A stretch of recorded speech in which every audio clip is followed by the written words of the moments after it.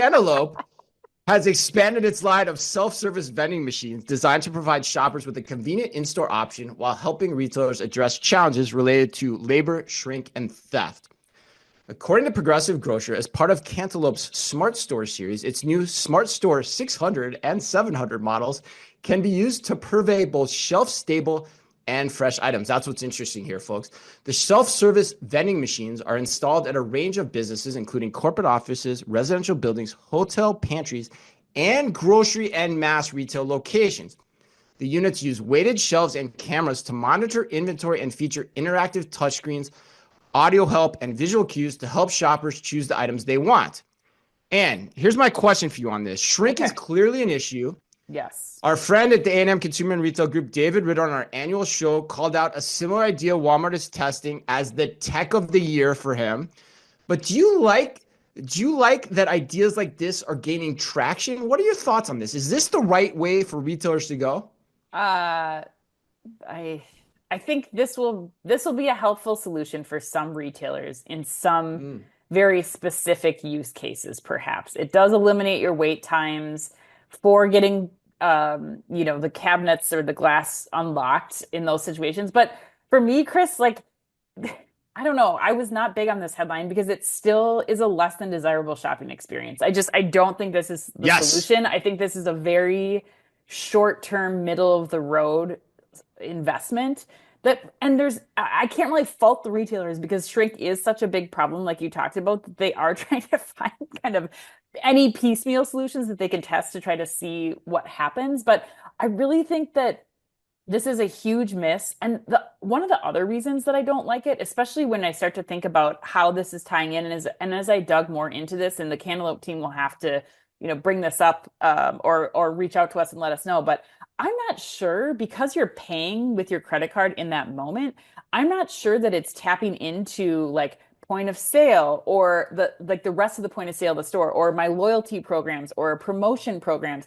And some of these like big ticket items, like they mentioned in there, is this the right thing for like makeup or razors? Like those are things that a lot of people have couponing associated with. So if I'm tapping to pay, like, do I get loyalty rewards points, or is it just the convenience element of it? So there's still a lot of friction, like disjointed things in this solution for me to like be all in on it. But I mean, what do you think? You wanted to talk about this headline? Are you into it? Like, yeah, that's why I want to talk it up, because I think it's an interesting philosophical conversation. I think I think on the whole I agree with you. And actually, I think I'd go even a step further in how much I actually don't like it. So with all respect to David Ritter, who I respect immensely, I don't like the idea at all. And to your point, I can see why retailers are doing it, because they've been forced into this situation.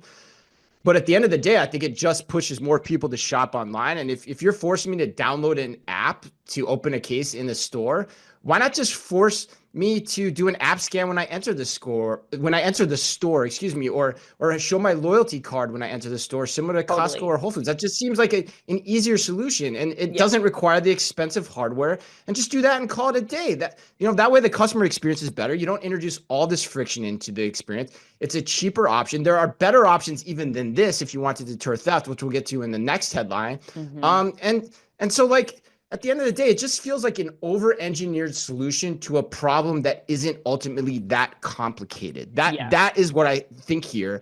And so I think people started putting things behind glass, and now they're thinking about, oh, how do we continue to over-engineer that idea? And I think that's just bad for the industry. I do too. I mean, it just reminds me of like an airport, or like it's still a vending machine at the end of the day. Like, you don't get to touch things, and I get that you don't get to do that if it's behind glass either. But none of these are making a better shopping experience, in my opinion. But the one thing I will say, because I've been reading the comments on social media after David's comment in our annual award show, and he said it does seem like consumers want the ability to do this. So that's probably what's driving the retailers to do this too. If they are putting it behind glass, consumers don't want to wait to get help. They want to be in control of that themselves. Yes. So I can see that.